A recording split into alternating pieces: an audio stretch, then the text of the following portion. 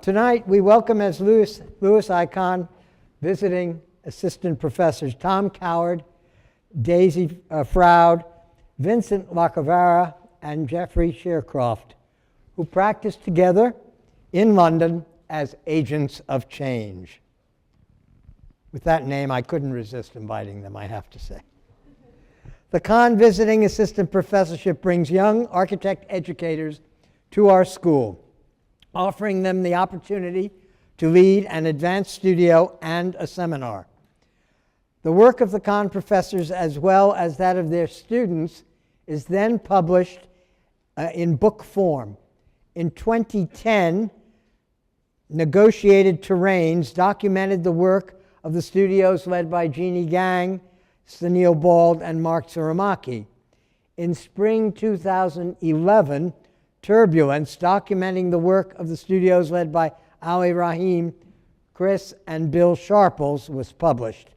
And later this fall, Architecture Inserted will be published, documenting the work of the studios led by Liza Fior and Catherine Clark of Muff, Mimi Huang and Eric Bungay of N Architects, and Chris Perry of Servo. Agents of Change is a multifaceted practice founded in 2003. Permit me to quickly sketch out the accomplishments of its principles to date, presenting them in alphabetical order, which they have chosen not to sit in. Tom Coward graduated with a BA in architecture from the University of Nottingham in 1998. Is that true? And with honors. We don't mention that here. All our guests are honorable. In 1998, and then went on to the Royal College of Art, where he received the MA in Architecture and Interiors in 2002, and thence to London Metropolitan University, where he received an additional degree in professional practice in 2005. Daisy Froud, a trained facilitator, graduated from St. John's College at the University of Cambridge in 1997 with a BA in Modern and Medieval Languages, before going to the Institute of Linguistics Educational Trust to receive a professional diploma in Italian to English translation. In 1998, she concluded her formal education, at least to date, with studies at the University of London School of Advanced Study, from which she received an MA in Cultural Memory. Is that right, in 1998? Or you got the MA in 2002? 2002. Sorry, somehow I got that muffed. Vincent Lacavera is a 1999 graduate of the University of Cambridge, receiving a master's in architecture, I don't know if he got honors or not, before continuing his education at the Royal College of Art, where in 2002, like Tom Coward, he received an MA in Architecture and Interiors before going on to Metropolitan University's program in professional practice. I hope you're following all this because you're going to be tested on it. Geoff Shearcroft is, like Tom Coward, a 1998 graduate of the University of Nottingham, where he received a BA in Architecture. Like Coward and Lacavera, he went on to the Royal College of Art, receiving his degree in 2002. And then, breaking into new academic territory, Shearcroft attended London's South Bank University to receive his degree in professional practice. It's always a rebel in every crowd. Agents of Change is part of a small but highly vocal and reasonably subversive group of young architects in London who are stirring the pot by at the same time revisiting postmodernism and challenging the bland neo-modernism of the current generation of English architects, represented by Tony Fretton, Adam Caruso, Peter St. John, and others, whom they, along with the partners of Fat and Muff, have taken to call the Whisperers. It's much tougher in England to be an architect. While it's early to assess where agents of change will take architecture, I, for one, admire their statement of purpose, which I quote in part. AOC is committed to exploring and enriching the relationship between you and the complex, messy world around you. AOC is about making things. Some of these things are buildings, not all of them though. AOC is about making things happen, working with people rather than for them. It's now my pleasure to welcome AOC this term's Louis I. Kahn visiting assistant professors as they deliver tonight's lecture, Sampling and Synthesizing. Carry on. I'll sit with you. Can we trade? Oh, you want the aisle? Okay. Fire away, Bob. Thank you, Bob, for inviting us to come here. I don't think we've ever and will never have an introduction quite like that. Tom, Daisy, Vin and I established AOC on a premise that the participation of others in every stage of the architectural process would create better buildings. We wanted to work with our clients, with our builders, with our end users, and not for them. We wanted, at the time, we did not know what processes or tools would allow us to happen, what forms it would create, or the implications it would have upon the subsequent use of the buildings. 3 architects and an interpreter. We had very different interests in the subject and different experiences that suggested it warranted further investigation. But we were optimistic that our different skills could and would combine to create a fruitful exploration. Despite there being many reasons for our individual and shared interest in participation, there is a clear lineage within our architectural history for considering participation. Not surprisingly, given the events of the time, much of the groundwork for our participatory practice was laid in the 60s. In Toward Making Places, Charles Moore critiques the chaos of self-expression that the formal object buildings of modern architects had created and asks architects to consider the significance of making places. Co-author Donlin Linden goes on to suggest a key part of this shift from providing formal objects to creating inhabitable places is to let the user in, not as a hapless occupant filling a chair in the living room or giving scale to the elevation, personal favourite of Daisy's, but as an active participant. The user must be allowed to participate, to reclaim through his acts that which has been abstracted from him. Here you can see their much cited example of the potential richness of users being empowered by a distinct form, the Ghats or the Ganges, providing an infinitely adaptable base for activity. 5 years later, fueled by the student unrest of '68, Giancarlo De Carlo of Team 10 made his case for an architecture that was developed with users, not for. He believed participation needs to transform architectural planning from the authoritarian act which has been up until now into a process. This process begins 1, the discovery of the user's needs, developing a brief, developing a proposal. 2, the formulation of formal and organisational hypotheses, making a formal proposal. And 3, the phases of use, actually looking into the inhabitation of subsequent buildings. Now these 2 views from different sides of the Atlantic clearly defined a perceived problem, gave a clear call for action, and reached a small but significant audience. Yet 40 years later, we have found few examples of architects who had been able to either translate these intentions into appropriate buildings or describe a suitable process for participation. Some people have explored a literal interpretation of participation, in which the users have drawn proposals or dictated to architects exactly what they want. This is not what we are referring to by participation, because it seems to deny the potential of a mutually beneficial relationship between user and designer. Early in our practice, we gave a public lecture in which we presented our intentions to create a participative architecture. The talk prompted one journalist to label us as the hunch bunch, full of ideas of hunches for what might be, but with just few examples to test our ideas.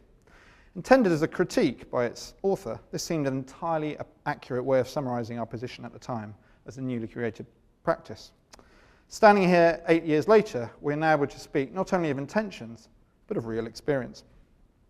We have designed and led participative design processes that have led to realised projects. We have delivered a number of buildings, predominantly in London, including schools and homes, museums and exhibitions, permanent follies and temporary theatres. This is a school we're about to complete in 3 weeks' time in South London. We've even been able to enjoy watching some of our buildings be inhabited and used, adapted and misused. Now, this experience has led us to having an increased clarity about what a participative process can be and provided us with examples, some of which we hope to share with you tonight. Yet in many ways, we still approach every project with a number of hunches to explore. Inherent within the participative process is a commitment to creating the appropriate process for each project, for evolving appropriate forms for each brief, and for accommodating appropriate uses for each situation. We aspire not to have a house style, nor a predetermined formal solution, nor even a predefined process. Looking back over our practice, it becomes apparent that the technique of sampling and synthesizing has been a constantly useful device for creating a participatory architecture. Now, we've always been drawn to work of architects that seem to continue the ancient practice of sampling and synthesizing: Soane, Lutyens, Venturi, Stirling, to name but four. We've attempted to learn from their approach and begun to develop our own techniques for designing in this way.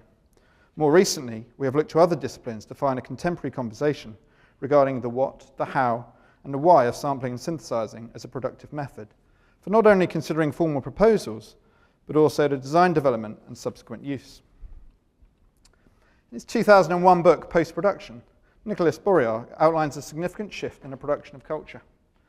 Throughout the 80s, the democratization of computers and the appearance of sampling allowed for the emergence of a new cultural configuration, whose emblematic figures are a programmer and a producer. The remixer has become more important than the instrumentalist, the rave more exciting than the concert.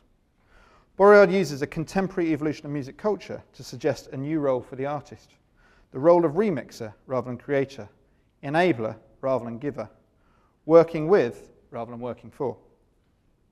This seems a similarly useful model with which to reconsider architecture and the role of the architect. By considering people as active producers rather than passive consumers, we might reimagine our role as architects as more akin to a DJ than a singer-songwriter, carefully selecting existing elements, putting our efforts into synthesizing them together to make new combinations, and most importantly, creating an atmosphere in which our publics can participate, responding as appropriate to the changing character.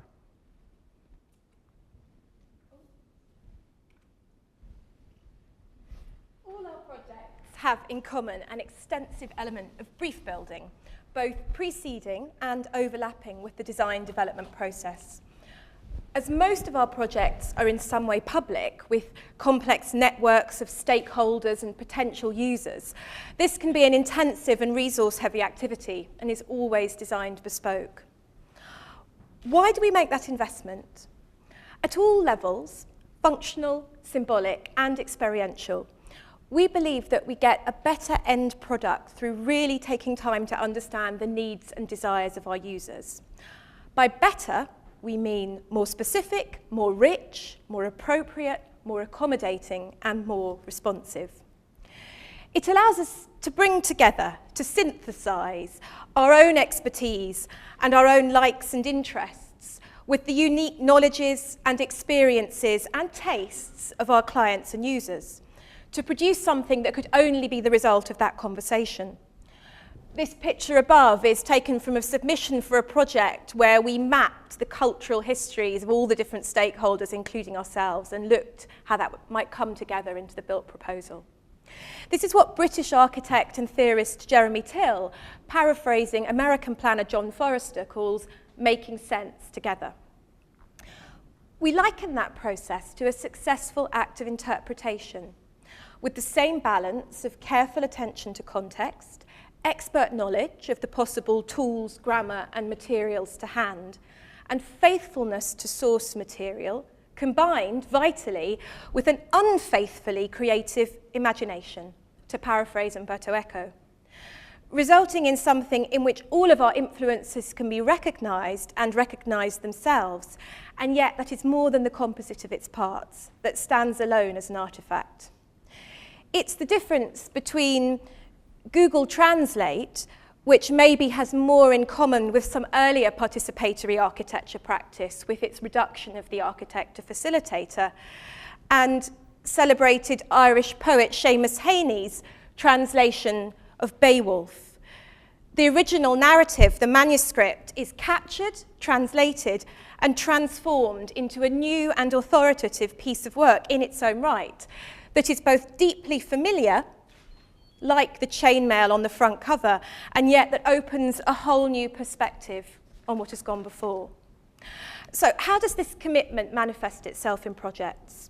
Well, partly in the fact that not all of our projects, as Bob said, are buildings. A significant proportion of our work is about designing interpretive frameworks or tools that allow non-professionals to make sense together when thinking about the future. Sometimes that may lead to a built proposal, other times a change in approach or in investment. As Cedric Price said, the answer is not always a building. One example of this is the Building Futures game that we were commissioned to make by the Royal Institute of British Architects in 2006. It allows a diverse group of people to explore and play out possible future scenarios for a neighbourhood scale area, making them set priorities, evaluate options, and then propose specific visions for debate.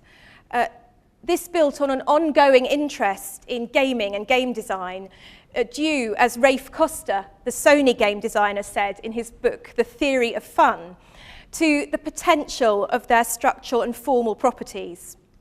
The way in which games offer, as in this illustration by Lewis Carroll, a bounded terrain in which different possibilities can be tested and conflict productively managed through a shared understanding of the rules. In more theoretical language, they offer what political theorist Chantal Mouffe might call an agonistic space, as opposed to the consensual one that many participatory processes tend to move towards too quickly. All games we have created bring together and adapt familiar elements. In the case of the Building Futures game, it's top trumps. Do you have top trumps in the state? Trump cards? You're missing out.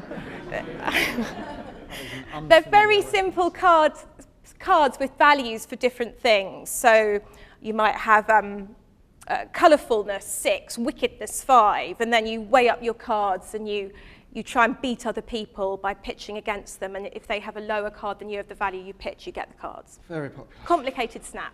We're too busy. So in this case, top trumps. And we also bring together familiar processes so that professionals and non-professionals have a starting point of a shared level of expertise in the material that's literally at hand. An initial shared language that facilitates the production of further shared frameworks of meaning. Now, the Building Futures game itself developed through multiple iterations. It was designed collaboratively, these are all the initial worksheets, through workshops with real communities looking at real places throughout the UK. Our design studio, this one's in Swindon. This type of work says something about our name. Although we only ever publicly present ourselves, apart from in Yale, as the more anonymous AOC, which can mean anything we want it to, as the slide above shows, AOC did originally stand for Agents of Change. And this refers both to the setting up of a dialogue that's at the heart of all our projects, which references the idea of artists as agents of change that lies within the whole Boycean, Joseph Beuys's social sculpture project. But it also refers to the idea of a chemical agent of change. What we ask is the smallest yet most active contribution that an architect can make to effect productive change. When, for example, can a board game help generate a landscape? Our 2007 project to design The Lift, a mobile meeting and performance space to accommodate 200 people for a London theatre production company, was a highly collaborative brief building project that did require us to produce a building. The client asked us to work with a dozen community groups of all ages, backgrounds and abilities, representative of its constituent base, across East London, to design the building over a period of months. 3 creative workshops with each group to produce the brief, where we worked with artists, and these were delivered based around storytelling and craft-based activity. That's just a few of the hundreds of artifacts that these produced, all telling stories about past experiences and future stories of the possibilities of this place, was followed by the formation of a building development group, a core group, guardians of the brief, who worked with us to detailed design. Now, the challenge to this process was that in order to win the competition, we had to produce an object-based proposal at the start in isolation. This was clearly rather odd. We couldn't just then forget our idea, and the client was keen that we didn't. but we had to find a way to build a brief that was not afraid to challenge the existing concept proposal, as well as building on it. A second challenge was condensing and fairly combining the well-considered views of all our participants into one brief. Now, the original document, not here, is a lengthy palimpsest of different fonts and colours to allow all voices to be accountably traced prior to the act of synthesis in the design studio. But this chart is something that was given to participants to sum up the process that they went on, so they could see where they'd been, what the other groups had done, and what had happened to their ideas. Developing our spatial constitution was one way of starting to move that towards a designed form.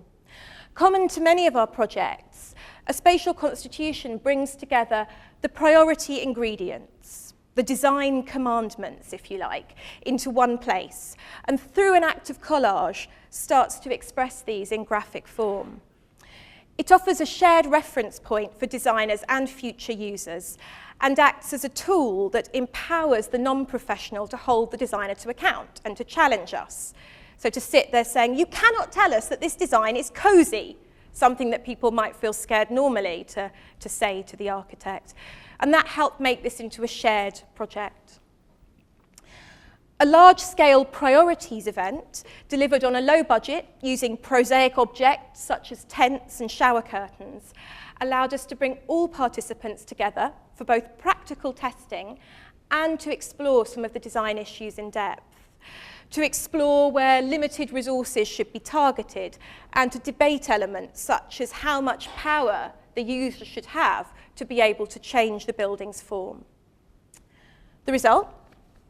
On the inside, a landscape that could quickly change from epic to intimate through the lowering of deployable structures at the touch of a button that a child can operate, and from daytime meeting space to black box performance space through the drawing of curtains. On the outside, a building that has much in common with our competition scheme, but is also fundamentally different. Perhaps most obvious is the addition of a window, developed after a comment from a 9-year-old participant in the course of a building design group design review. All participants agreed with him that the lack of direct daylight and views of the sky in our initial proposal was not appropriate to the kind of space that we'd now collectively imagined into being. And when closed by night, this supports a cinema screen below. From a symbolic perspective, equally important is the pattern on the outside. This was a hot potato, as we say in the UK, throughout the process, and debated at length with the building design group. How to create something that could speak to all its potential diverse audiences. No one thought the building should be white, too many connotations of corporate marquees, but what? In the end, a free quilting pattern called Best of All, with squares coloured in by multiple hands and then synthesised into one expanse, provided the answer. Its domestic connotations and intimate scale against the scale of the building offered the homely qualities that had emerged as so important to our collaborators, but that was only one reading of this multivalent material. For example, one Muslim member of the building development group told us that to her, the skin was redolent of the patterns of Islamic art, and so on. The first spatial constitution provides a springboard between a design process and a formal proposal. There's still a certain amount of work required, and sampling and synthesizing, as we've said, is a technique that we use very much for that stage. But the problem is that for the last 100 years, there hasn't been much conversation amongst architects about how you sample, how you synthesize. So I'm just going to present a quick snapshot of some other voices talking about it, starting with Mr. T.S. Eliot. The mind of the mature poet differs from that of the immature one, not precisely in any evaluation of personality, not being necessarily more interesting or having more to say, but rather by being a more finely perfected medium in which special or very varied feelings are at liberty to enter into new combinations. 1922. Another spatial constitution for the Hearth House, which you can see later. It's a recurring thing. How can you bring together new combinations of very familiar objects? Guy Debord, 1956, the literary and artistic heritage of humanity should be used for partisan propaganda purposes. Any elements, no matter where they are taken from, can serve in making new combinations. anything can be used. It goes without saying that one is not limited to correcting work or to integrating diverse fragments of out-of-date works into a new one.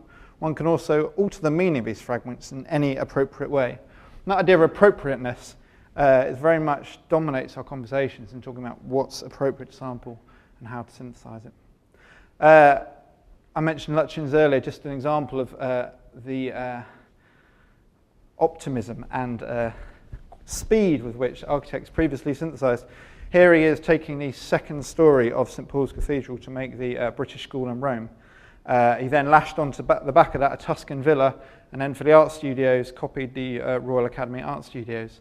That amazing speed and dexterity produced something completely weird and wonderful in a different context is something we very much take as a starting point. Taking it back to Joyce, but in a 1992 introduction by Declan Gibbard, Ulysses is therefore constructed on the understanding that styles, like persons, are interchangeable. The method, no, not quite Dadaist, intermittently justifies Joyce's account of himself as a scissors and paste man. We are definitely scissors and paste architects. Only Joyce could have written Ulysses, and yet it is a book which asks us to give serious consideration to the possibility that anybody could have written it. And there is something that's really interesting about sampling and synthesizing, in that although obviously you choose what's sampled and you synthesize, by using familiar elements, you yourself drop back slightly. The hand of a designer is not so dominant. I think Daft Punk really nailed that in this quote from 2001. Incidentally, yes, they are wearing robot helmets. No one really knows what they look like. When you use a sampler, nobody plays in it. So the problem that the ego of the musician is not really there. For everything that we do, no matter how you get to the results, the important thing is the result. On that bombshell. So this process of sampling and synthesizing, I think it's a practical art. I think we get close to it the more times we try and do it. So I'm going to take you through a little romp through some of our projects, which will hopefully explain some of the ways we've tried in the past. This first project is a temporary exhibition that was located in Trafalgar Square. It was for the Mayor's Green Homes initiative, which was trying to help homeowners in London find ways to cut their carbon emissions. And it was a combination of a shop front and a billboard, providing a 24-hour exhibition space in Trafalgar Square. So what was sampled in this project, very simply, was my own home. The phone call rang one day and I had to turn up 2 days later with a proposal of how to put a terraced house in Trafalgar Square. And I was currently also trying to do a bathroom conversion and loft conversion of my house. So it was at hand. And how the synthesizing came with how you put a public gallery space or a white space into a very domestic realm. And then how the exhibition elements kind of sit within that composite realm. I think what came out of that project, though, as seen in this image, is the kind of amazing power of placing a domestically scaled volume in a very publicly scaled space. The second project I'm going to talk about very briefly is a competition entry we did for the Victorian Albert Museum called Retreat, which was a temporary pavilion that was proposed for the garden of the Museum of Childhood in Bethnal Green.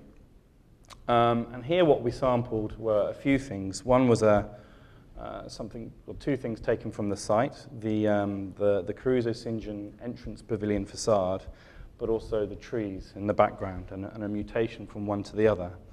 The other, perhaps more interesting sample was a myth or something that wasn't built. The proposed curator's house that was supposed to be included as part of the original build of this site, and how that curator's house for us became a space for storytelling, which was at the heart of the brief.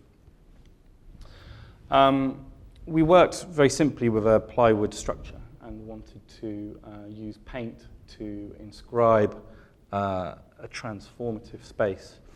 And the internal space, the external space, mutated from the Caruso St. John facade, a very flat stone facade, into a glade of, or a field of trees. But once you passed into the interior, you came into a slightly more charged space.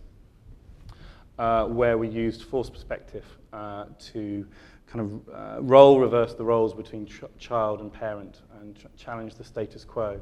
So used forced perspective to change one end of the room into a child space, adult space, and the other into an adult space that made them feel like a child. So the adults could play under the table, and the children could tell them off from the other end of the table. Very, very slightly, as a kind of simple material method, I guess, this is a small piece of work we've done on an ongoing project for Charles Dickens Primary School, where quite literally we've transformed the kind of graphic of Charles Dickens as an idea for a school which is located in the environment where Charles Dickens grew up quite a while ago into a signage or branding element for the school. And I guess its role is that it is slightly suggestive in that it sits within a field of signage that is largely out of date due to the original Victorian kind of splitting of infants and children and boys and girls and teachers on the site. There's iconography and signage that's well out of date, so Charlie Dix adds to that story. This is a project that we did for the Royal Armouries in Leeds. We won a competition to transform the existing foyer space of the museum. And what we really sampled in this project was the content of the collection, its richness and its craft. And we tried to get the collection much closer to the visitor as they entered the space. And what was synthesized was the uncovered in situ concrete that lay beneath the peeling pink plaster, and its mass combined with the graphic lightness of the gold leaf and paint, the gold animating the darkest parts of the lobby, and the paint relating to the collection and to the museum's branding strategy for navigation. Here you can see how elements from the collection in terms of shield heraldry was brought into the gold leaf and to the visitors' reception desk. The next project, Unbuilt, was a second-place competition scheme for the restoration and regeneration of a Victorian pleasure island on the west coast of England. We proposed a hotel and a timeshare resort for a suburb of Weston-super-Mare called Burnbeck. And the hotel development was supported by some mainland commuter housing.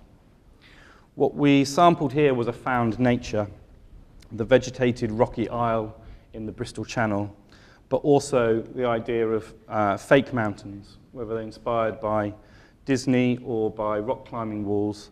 And we were interested in the facade as a thin skin of vegetable growth. What we synthesized was that juxtaposition between the occupation in homes and hotels with a kind of touristic use, the combination of the home's patios, promenades, broad walks and hilltop hikes, and how both by living and walking around this object, you would be brushed up against that thin nature and the occupation of that nature by animals and birds made up close and adjacent. Geoff touched upon a project we currently have on site at the moment, which is an extension to Spa School in Bermondsey.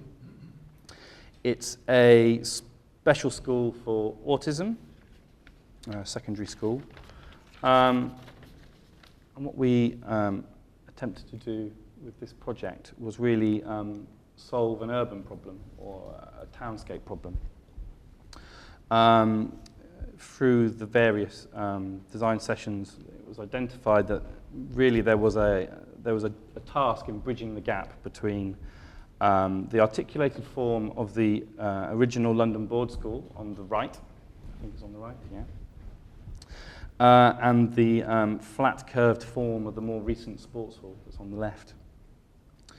And simply we tried to work between those two shapes in an urbanistic way and bring something that brought a whole to that streetscape and facade. But what that gave us internally through that urban response was a huge benefit to the educational use. So we were able to provide generous and unique classrooms with dramatic ceiling spaces. In the heart of the scheme, there's a communal stair place, and also off that stair, there sits a drama room, which opens onto that stair and opens the building up that way, but also serves as a stage to the main PE hall, where the whole school's parent population can meet to watch performances. The building is located in a conservation area, which requires a careful relationship in terms of how the planning process develops and a consideration of the adjacent built form and how new buildings can be accommodated within that fabric. Externally, the facade plays between the flatness and depth of the two adjacent facades, but also materially and tonally works strongly with the London Board School adjacent.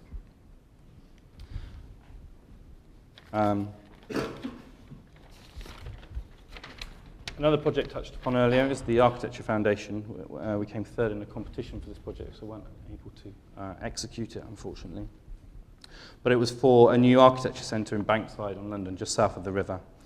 Understood in our mind as a new public house for the built environment, with a generous front door that would invite new publics in. What we sampled was the urban scale of the surrounding city, a kind of unique part of town which had quite large changes in scale between little gem buildings and also larger development around. And in fact, the context to the proposal was for a very large new office building which is tucked in just behind the Tate. But also some of the townscape or street spaces that exist in London. In this particular example, we found a kind of scale register with Sicilian Avenue. But we were also interested in this building having an entrance that was somewhere between the generous shop front and the generous public house. I guess a literal collaging of some of those examples brought together suggested how we thought the public realm could be made. We were interested in making places to rest and places to gain information, places to meet, and the way that came together was in a generous public stair that went around the outside of the building up onto the roof where we had a kind of secret garden. So we were interested in how, through the internal and external stairs, people would be invited into the building at every level, and the building as a whole could be kind of read as a self-seeding landscape. The last project is Hearth House, again, which Geoff spoke about briefly. Hearth House, we were employed to remodel the interior of a 1930s semi-detached home in Golders Green, which is in North London. What we sampled was the arts and crafts home. Some of the things that were inside it had a texture and a quality that the client was interested in. The T-shaped plan itself was quite interesting and I guess fundamentally quite modern in relation to the arts and crafts content. But the family were very keen that we found a way to respond to the new needs of themselves. So what we synthesized, or one of the element I'm going to talk about in terms of synthesizing, is a new stair that was created at the center of the house. And the new stair was developed by the use of appropriate styles on each level. The new stair expanded the existing stairwell, opened up the space in the center of the house right up to the roof. And each story was used very differently. The ground floor stair was formed from in situ concrete. It formed a generous hearth at the bottom of the stair, but also a hearth at the center of the house. It was made warm and comfortable by an extension of the underfloor heating system into it, but also by wrapping the floor parquet pattern onto the surfaces of the concrete and the board marking of the concrete formwork. Above that stair opens up a Georgian, or a mock Georgian staircase. The stair parts at the middle level and ascends, and generally the expression was through the use of generic moulded balustrades, which were actually the most cost-effective way of forming a handrail. But also combining that with a sinuous hardwood handrail that goes up all the way up the building. The upper floor, which serves the private bedrooms of the building, was concealed behind a solid plastic handrail, which we then laser cut with the inverse of the generic Georgian, but also with lamp openings for local generous lighting where needed along the route. The loft stair above was set further back and made more light and transparent as a modern and metal expression of the staircase. The different responses were then unified together as an act of synthesis in colour with 3 coats of white, which brings the stair back together as one. Hand over. So this, I guess, a hearth house sums up the interest we have in not only sampling and synthesizing to create a formal proposal, a formal building, but also the subsequent relationship with the user. So this shot here shows how the client's furniture, pictures, knickknacks animate the space as much as the efforts we put in to start with. And this is something that's been an ongoing theme in the practice since we began. Partly as a reaction against Korb. We had it rammed down our throat at Nottingham, which you heard earlier we went to.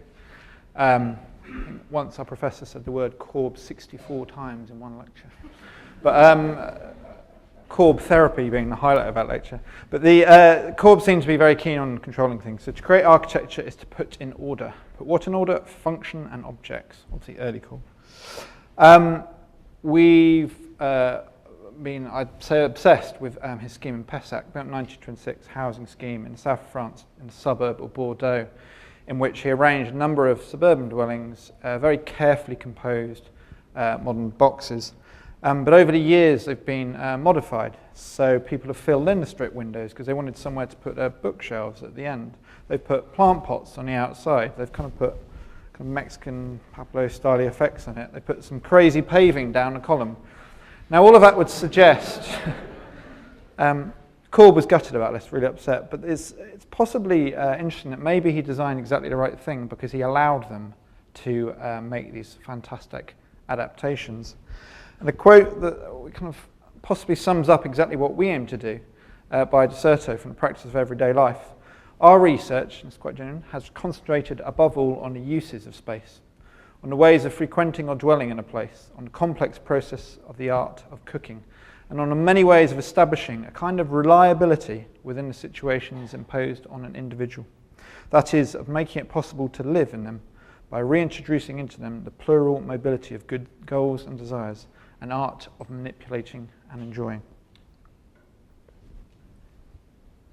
As part of our work developing proposals for a housing scheme for a competition a few years ago, we developed this highly complicated matrix called From Straight Lace to Fancy Free, which was a kind of touchstone for us in trying to explore those types of housing which are either that run from either being so specific that they stop any kind of future manipulation by future inhabitants, to those homes or houses which somehow offer enough flexibility to enable those future residents and future owners to manipulate and sample and synthesize to their heart's content.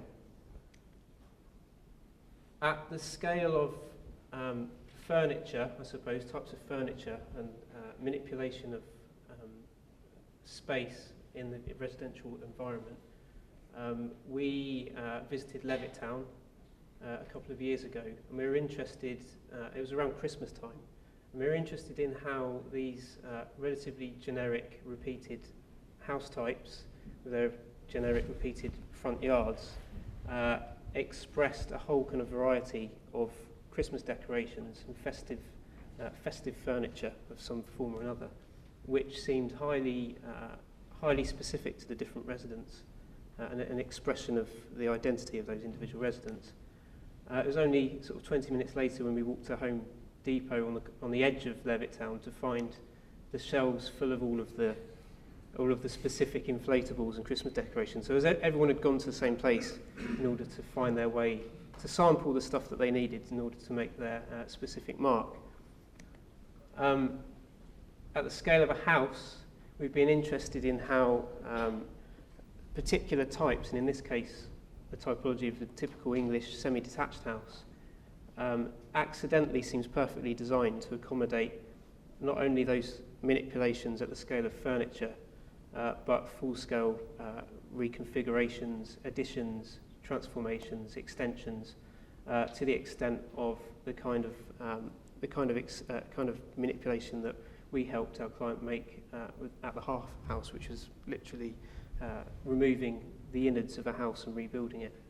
And in this drawing that we produced for the same competition, to the straight-laced, the fancy-free diagram, we started to pick apart a kind of fascination we had with the semi-detached house, the typical cookie-cutter English repeated module of kind of residential accommodation, and how it, over time, there's a kind of typical story that you could tell, although it's obviously different every time, about how the back garden, initially designed to be the correct size for growing enough fruit and vegetables to sustain a family, becomes the perfect environment for bouncy castles or for kind of Japanese-style terrace or whatever you like. The front garden, initially designed as a kind of showpiece in order for a family to keep up with the Joneses, is accidentally exactly the right size for parking up a couple of cars or growing a huge bush. So this is an example from last year. A resident of one of these typical 1930s semi-Ds was aggrieved with his neighbours. So initially built a huge concrete wall around the edge of his front and back garden. The local planning authority forced him to take these down, and his response was to grow this huge bush. And in this instance, a relatively generic-looking semi-detached house on the inside houses a full-scale replication of the Palace of Versailles. Obviously, these things are quite funny, but the point that we show them is not as a joke. I mean, the wonderful thing about the semi-detached house is that it can accommodate all of these various different manipulations, changes in expressions of identity, and can subsequently be removed and something else can replace it easily.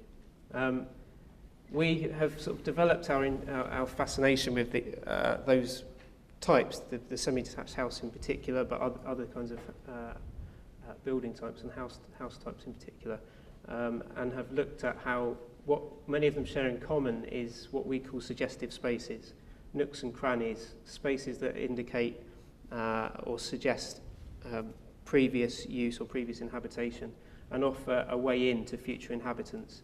On the left-hand side is an example from a development by Countryside Properties, which includes a kind of change in direction on the hallway that suggests adaptation over time, and on the right, the Varna Venturi house with the staircase. And this slide, some similar sort of condition where two planters outside Croydon Technical College are perfectly placed to accommodate a homemade skateboarding ramp, which in this case was only there for 2 days. So how we've looked at some other examples of how we've used a kind of what we've called a spatial constitution to unpick what is valuable potentially with a certain project. In this instance, we used a drawing, similar kind of spatial constitution drawing, to identify all of those aspects that we found we considered every home needed. And one of those was the ability to change, the ability to make changes to a home. And we've attempted to try to take those values and specifics, I suppose, that are often you can often see in examples such as the sort of English semi-detached house, and apply those in projects that we have undertaken. And in this instance, this is a housing scheme in Southwark, in South London, for 5 family houses, which are called Crown Terrace, where we attempted to accommodate some of those potentials that are described in the Spatial Constitution. In particular, there's a kind of robust form to the structure. The ground floor is kind of masonry construction, whilst the top floor the first floor is a sort of timber box construction with courtyard spaces and terraces at the upper level, which offer the potential for future adaptation. So you can see here the courtyard space and the terraces at the upper level, which provide that sort of potential for change and for future use and misuse. At slightly more urban scale, we have tested this as well on a competition for a housing scheme in Stonebridge Park, where we tested similar methodology really, striking that balance between control and freedom in architectural form, which elements can be designed to enable that kind of future adaptation, and what is it that can be designed to help hold everything together at sort of civic scale. In this instance, a sort of civic elevation. So in this slide, you can see the elevation in green and pink chevrons is the sort of civic element that holds the structure beneath together. But behind, you find there's a sequence of spaces that enable adaptation, misuse over time. And we illustrated this in this case with a lifetime of housing, a sort of lifetime homes idea, a lifetime communities idea. So the same set of spaces could accommodate a single professional, a young family, or an elderly couple. And then we've tested and explored this at the city scale as well, in this competition entry for an urban extension to Nordhaven.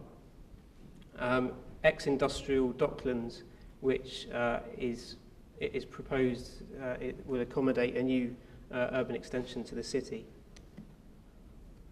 Our response was to look at the potentials of a grid as a framework to accommodate potential for change in the future. This led us to examining a number of different cities that had the same climate and looking at their latent structure and latent grid framework and how these accommodated all kinds of variety and multiplicities of urban form. And we're also interested in how that same kind of framework could potentially set up the basis for a narrative of progression and growth of a city. So we looked at the sort of the grids that can accommodate the growth of coppice forests, and how the forest, as a metaphor for the growth of a city, could also be genuinely useful in the building of myth for a place, and most importantly, offering ways into future inhabitants and users of that place, which we summarised in this. We called it our sort of prog rock album cover for this project.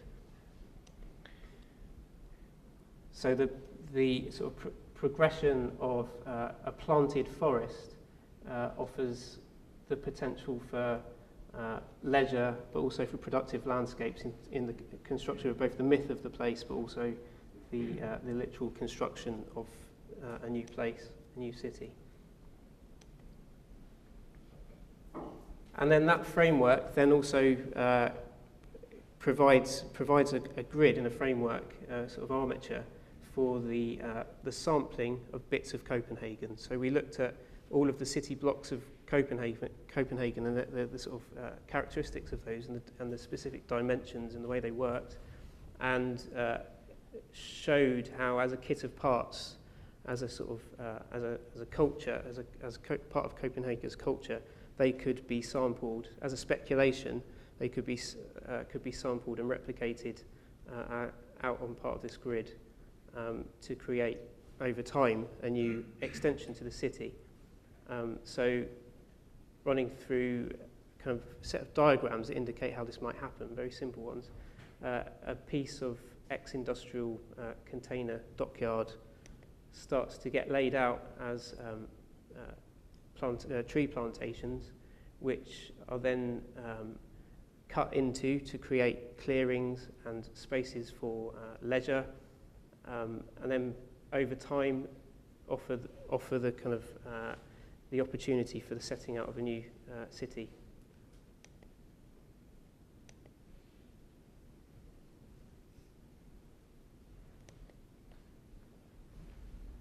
So that's kind of leapt from the scale of someone sticking a tree in their front garden to a whole city. So before we get too megalomaniacal, I think it's worth reflecting on why, what's common between those things and what's useful. And I think the thing that we refer back to is this idea of the sampling of familiar forms. And I think when we did the project, the proposals for Nordhaven, the important thing was about setting out a framework of potential that could accommodate any kind of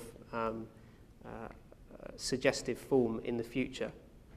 And at the scale of this project, which is another one of our school projects, an existing school was taken as the given condition, and through careful analysis of some of the existing parts, these parts of the school actually had huge amounts of latent potential to be tweaked and interpreted in more narrative ways to I suppose, to maximise or optimise their potential for future use and misuse.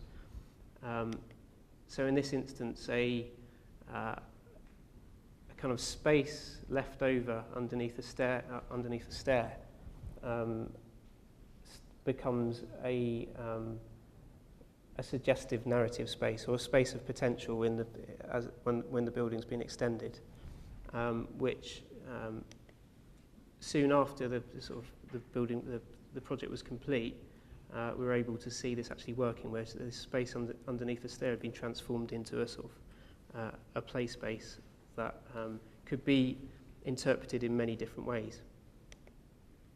And similarly, a simple store for tricycles, which was designed in a way that meant that children at the school could remove the tricycles themselves, meant that they could then create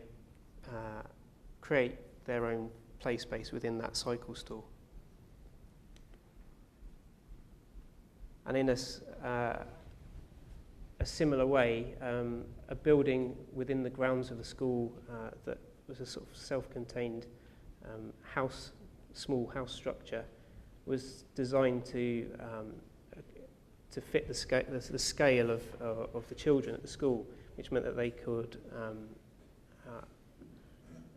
take it on, I suppose, as their own.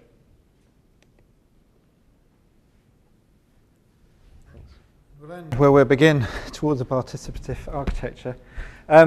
Sampling and synthesizing seems to be a useful technique in the development of a brief, in the development of a formal proposal, and in allowing the user to engage with the architecture at the end of the process and ongoing. Really enjoy how the user can change the space, but also the building kind of carries on impacting the user through time. Thank you very much.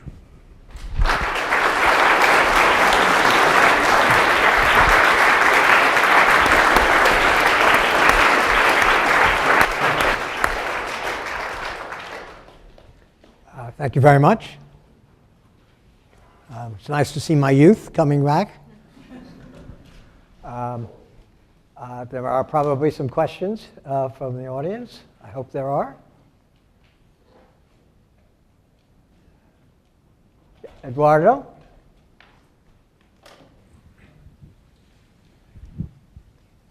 Hi.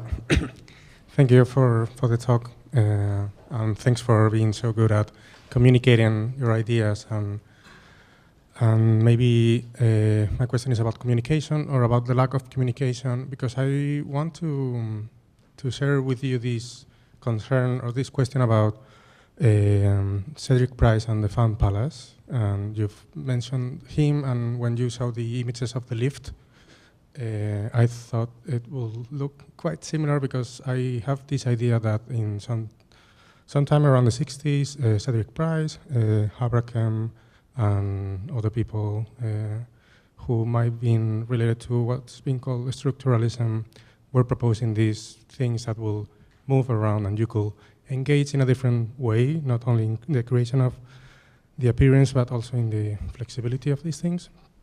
And then at the end with the grid, I was thinking of our own Fred Cotter and Colin Rowe and College City. And I was thinking, I wanted to ask you whether, I don't know whether you already discussed whether you wanted to go for a Meccano type, Lego type of architecture in which modular elements combine and the user/consumer will engage with it, or you have considered that for the future. But I wanted to know why that will be a road that you're no longer interested in, or whether you would like to explore that line. That's quite a lot of questions. Sorry, Cedric Price, Fan Palace. I didn't quite hear what that question was. Yeah, so the Fan Palace and that kind of aesthetics of the Meccano, whether you have considered that as a project of engagement, or is something that you think could not work in your ideology or discourse? The Fun Palace was very much the starting point for the Lift project. The Fun Palace was a collaboration between a relatively young architect, Cedric Price, and Joan Littlewood, kind of avant-garde theatre producer who firmly believed that theatre performance was a tool for empowering people, and Cedric kind of began to suggest how that might happen. Now, the scale of that proposal was vast and didn't happen. 50 years later, we managed to make a baby one happen. And when it first opened, it actually opened about 500 yards from where the original Fun Palace was intended. So there was a real feeling that it was a continuation of that project, but awareness of why Fun Palace didn't happen. Partly it was about scale, but partly about a commitment to engaging with credible realizations of what it might be.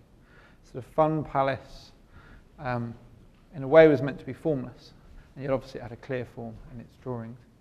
But we were very interested in how you could create a slightly smaller scale project, and therefore more deliverable, but might have a stronger, smaller, but more compact memorability, and work on a number of scales as an object, rather than just being a vast space. So that it had a range of scales. You could see it from afar as one object, up close it could work externally, and then inside it was surprisingly intimate. And I think that relationship between something very big, something epic, and something very small, very intimate, was what drove that project. Yes. Shall I? Ed Mitchell? No. Oh, did you want to add something? Oh, feel free, please. No, fine. No, you're fine, okay. Ed Mitchell had a question. Probably a two-part. There's a couple of things that a lot of things you articulate, and I really appreciate the talk and seeing the work, but I'm trying to sort some of the ideas out myself. One is that you advocate in the work, and obviously in the name of the firm, for change, and you've stated two contradictory ideas, I think, tonight. One is that you could take the Corbusian stance of providing a neutral, ubiquitous model in which change will take place over time by the very nature of change itself, rather than actually represented in a single object. Or one could produce a mechanistic idea of that, a la Price, in which the machinery then would allow different changes in different atmospheres to take place. The other idea, more, I would say, Venturi-esque, is to symbolize difference and change through the collage of different elements. And then the question for me becomes, in terms of the techniques as designers, how you deploy those different ideas in the work. So for instance, on a concrete example, color in your work is interesting, because on some buildings which are fairly neutral, the deployment of different color signifies differences. And in the apartment where there's lots of different elements, the weird eclecticism that would be is neutralized by white, which is actually a more Corbusian move. So how do you make decisions about which of these different agencies of design you deploy in order to produce change? Is it real change, or is it just the symbolic nature of difference, or what is it that you actually hope to accomplish in each project, or one of the projects?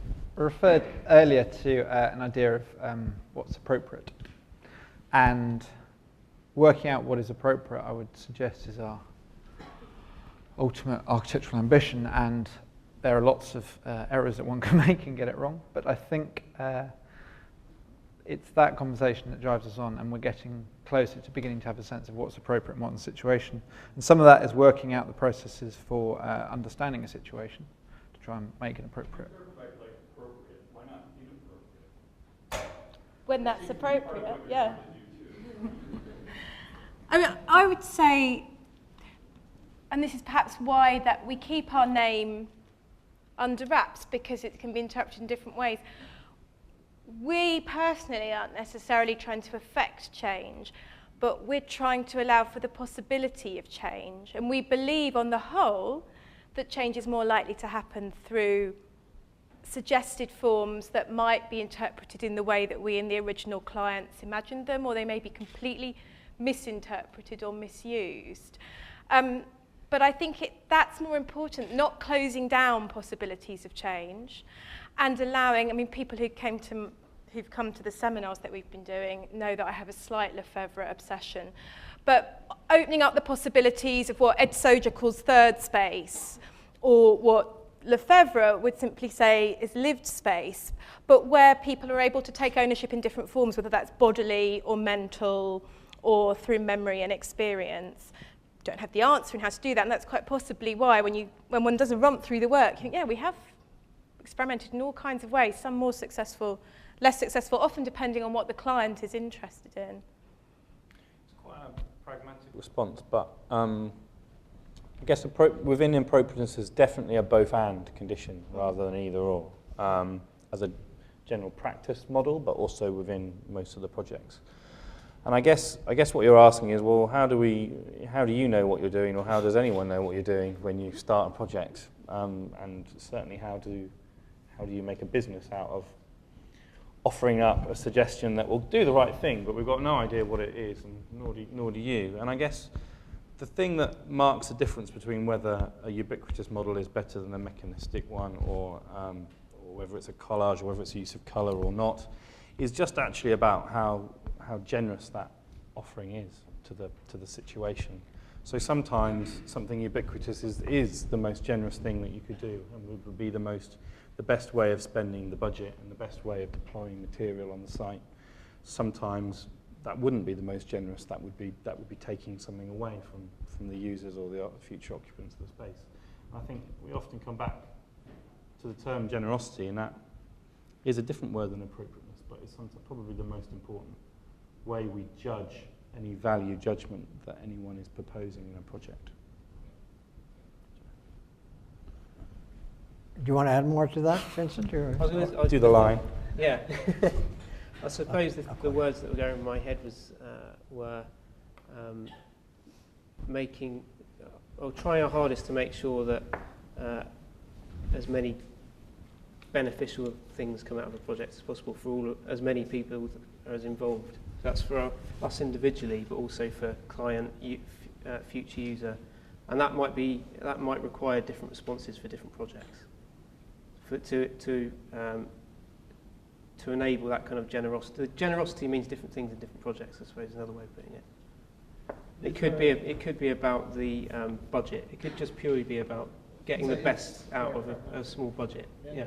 Most of our projects so far have been very low budget, very tight situation, and so the appropriateness is very much defined by the available tools, the available materials.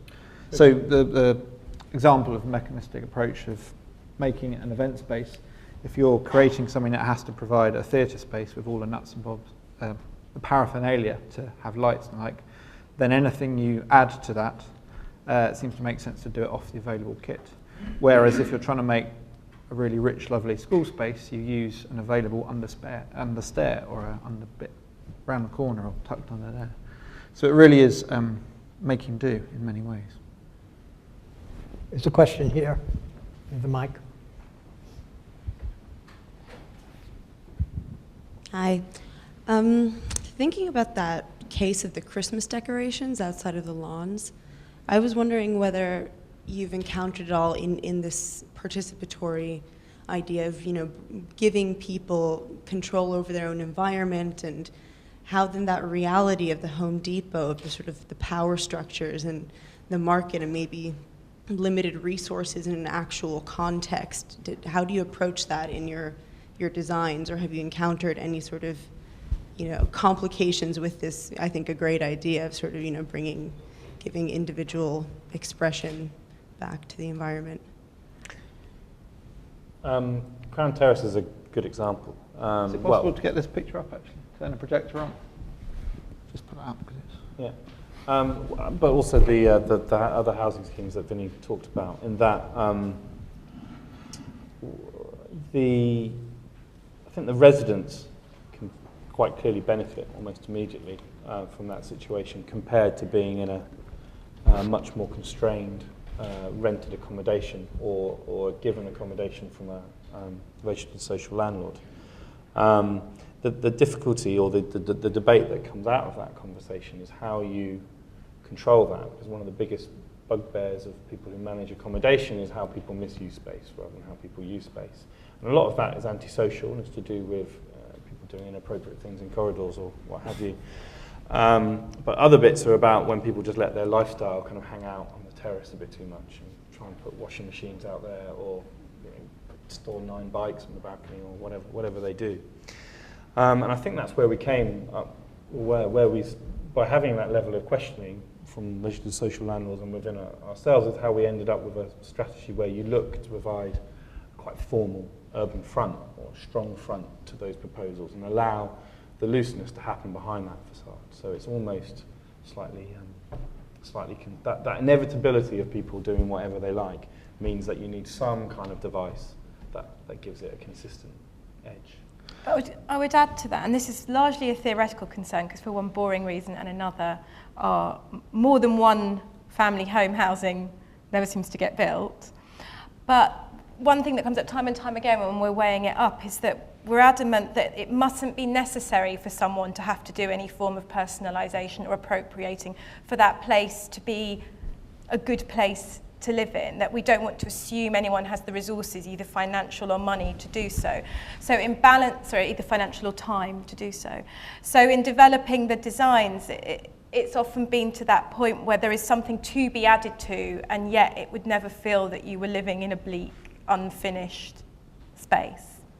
In response to the comment earlier about the Corbusian neutrality, with this project we wanted to create a relatively strong neutral civic front, but we thought the personal space, it could be white, it could be neutral, but actually if you make each one individual and have its own character and material decoration, then you're actively encouraging people to change it if they want. And so I guess that's the difference perhaps between our starting point and Corbusier. We try and give more of a catalyst to change as a starting point. If you create something that's slightly more heterogeneous and varied to start with, then hopefully it's more likely to change. There's an architect in England called Peter Barber who does housing that's not a million miles from this, but it's all white, and he shares many of our beliefs in wanting change to happen, but because his buildings are all white, no one changes them. And so 10 years down the line, 15 years down the line, they still feel exactly the same. So I guess that's the generosity, trying to make things that people feel they can change in a way that won't be intrusive upon their neighbours. Are there some more questions? Yes? Sunil, and then we'll do Patrick. Yeah. Geoff, I think in your talk you very modestly refer to yourselves as cut and paste architects, and I thought it was interesting how then showing that stair, there was this kind of incredible range of, I guess, technological sophistication in terms of technological processes that went from form work to laser cutting. And so I was just wondering, as architects of your generation, how you see not so much just the content of sampling, but technologies of sampling, which are potentially very contemporary technologies, not just in how it leads to the production of your work or how your work comes out, but even the technologies of participation that might, how you see that as something that might further your work in the future. We are very interested in using technology where possible, but it's, again, frequently driven by appropriateness. So one of the reasons we did a laser cut stair was because it's actually a really cheap way of making a stair. And in loads of very low budget schools we're doing now, we've managed to convince the contractor that we can have the stairs any shape we want because we can laser cut them because it's cheaper. So that's a very practical take on technology. The technology with regards to participation is intriguing because obviously in the last 10 years there's been an explosion of technologies that have allowed people to communicate in different ways, and that might be ideal for participatory processes. There's been planning meetings in Second Life. People have tweeted about various projects, etc., etc. But we have found that, and perhaps you're better to talk about this, but traditionally we always come back to, in a participatory sense, getting people in a room and having a conversation, being far more useful than any removed virtual. Well, in the end, it's the quality of the conversation that matters. And again, we're often operating in very low resource situations. So at the moment, there's tremendous potential in terms of technology for people planning and designing together. But then actually looking back at that Jonna Friedman diagram, there's been tremendous potential for decades. But actually, if you've got very few resources, just having some pens, some paper, but really investing your time in thinking about how group dynamics work and the ways in which you can draw out a conversation and manage conflict, you can get a lot more done just by convincing people to come together for a few hours in a room and work. So I don't think we're Luddites, but again, it's perhaps a symptom of the low resource environments we tend to operate in. Judging technology based upon use rather than innovation. I think the one that's missed out is the technologies of sampling and it itself as a way of scanning or replicating things. And I think again that is probably at the moment particularly just driven by budget and opportunity in terms of the work we presented. And I think that, I guess some of the unbuilt work suggests that we might have required that. So the Birnbeck project may have required some kind of way of laser scanning a mountain or something. And I think that's will come when it can, maybe. I guess we try as many times as possible to engage with pragmatic kind of real situations. Or very definitely take briefs seriously when they have budgets within them, which is slightly unlike some of our contemporaries who quite often use a competition opportunity to not relate to the budget. And sometimes that works, sometimes it doesn't. Obviously, sometimes if you blow the budget, that's the way to win the job and the way to execute the work. Quite often you win the competition and then don't execute the work. I guess we struggle to not take the budget seriously. The architecture building was won by another architect very well known, and will not be built. We were told 2 days. No, can't say that. The competition scheme looked very expensive and wasn't built because it was too expensive. Patrick?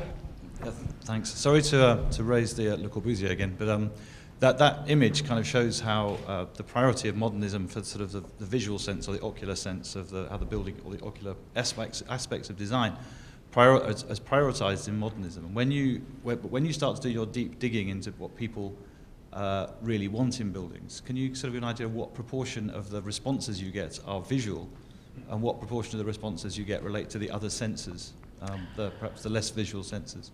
How do you transform that into architecture when it's non-visual? Is that responding to the girl in the bar? We can do it. It's different. I mean, Pam, do you want to answer that? In the London context where we work, I'd say there is an equal interest in how things look, which is often quite a conservative interest, although a conservative interest that can quickly whiz towards a quite British eccentricity, and then a real functionalist. I mean, obviously you'll be aware that architects don't have a particularly good rep among non-professionals. We say ordinary people, as if architects aren't ordinary. But in the UK, so people will always feel that an architect, that there are very few examples, for example, of good recent housing around that people can afford, so people will be cynical.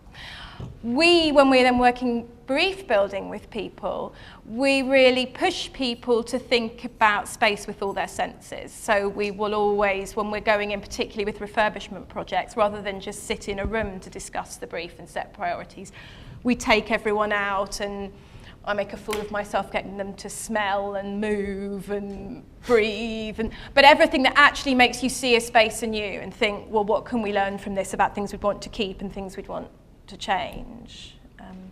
And children are a lot better at it, I think. No, we do. I don't think so.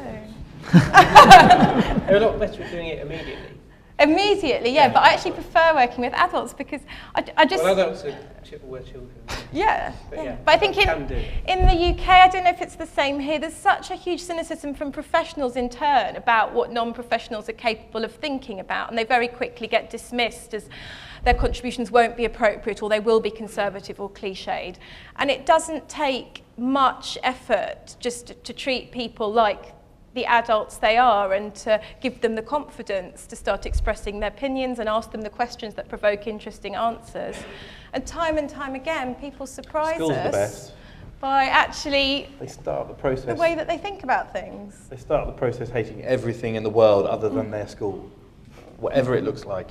And at the end of the process, they are completely in love with Daisy and the architecture proposals that we make.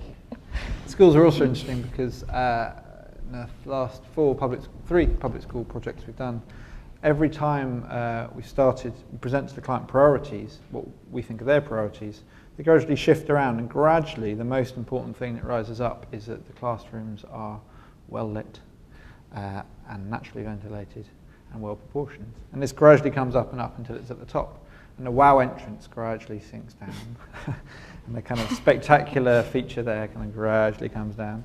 And you realise that at the end of the day, the biggest demand is for kind of getting the basics right. And that is as much about visuals as it is about quality of air, etc. Which I imagine is where Patrick might have been slightly interested in. Is there another burning question in the house? Someone burning right there. Maybe needs to Joel Sanders, we have to get the mic back to you. Hold your fire. Is that a warning? I think you'll find the distinction between architects and real people very useful in going forward.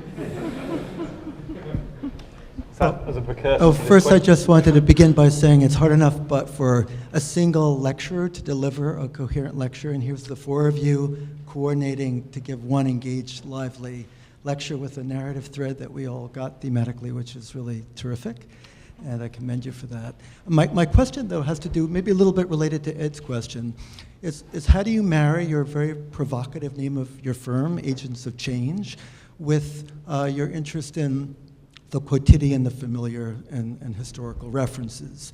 At the risk of generalization, I think we often associate architecture with that makes references to the familiar with a kind of interest in a kind of maybe perhaps a reproduction of traditional values or of the status quo, where your work seems, if I'm interpreting correctly, to be very much about instigating alternative modes of social interaction.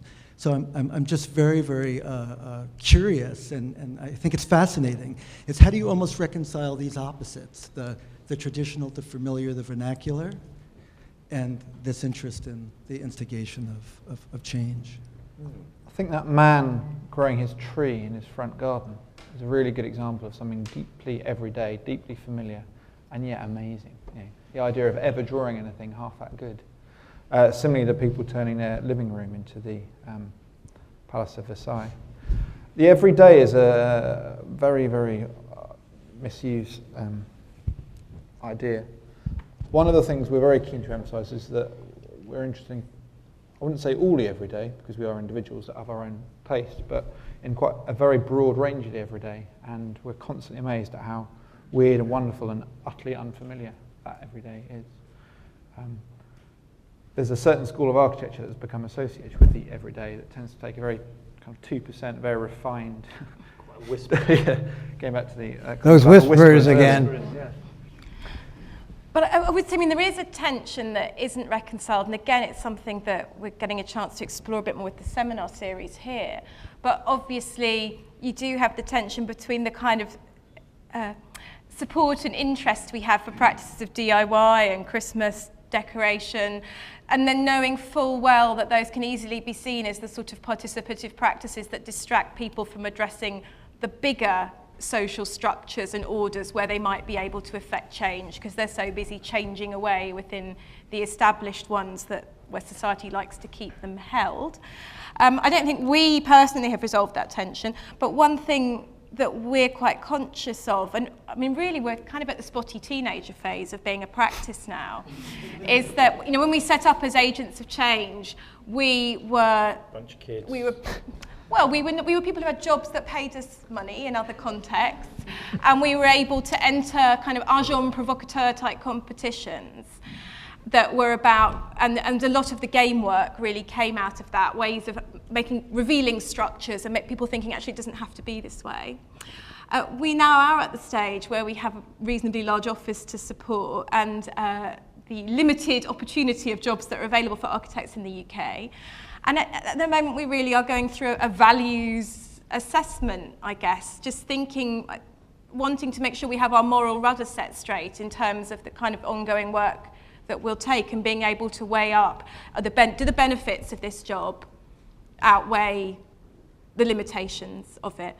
But I would emphasise once again that we are not agents of change. That is, and deliberately we were never always going to be it. We were always AOC because we wanted the potential to change as well. So we knew we'd want to sell out one day, and it was really important our name didn't limit that. Next time they come, they will be called Skidmore Owings. And